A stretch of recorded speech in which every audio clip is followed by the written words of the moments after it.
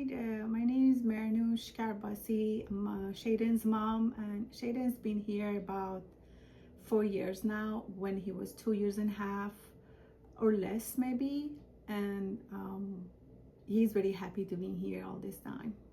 So Miss Rupali's, I think she is, I can say, the best management of all these schools around. I can say she's very kind and patient with the parents and also the kids, and I can say that she is doing her best to manage all these two schools. I can say 10 of 10, and I had really good experience actually.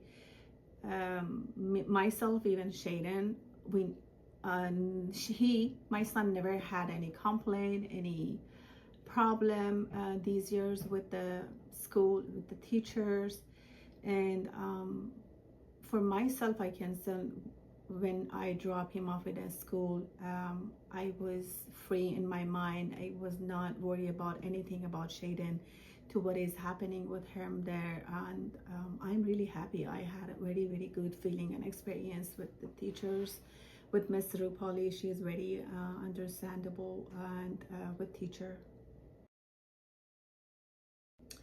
Well, as I told you, I was feeling very comfortable, free in my mind, and trust.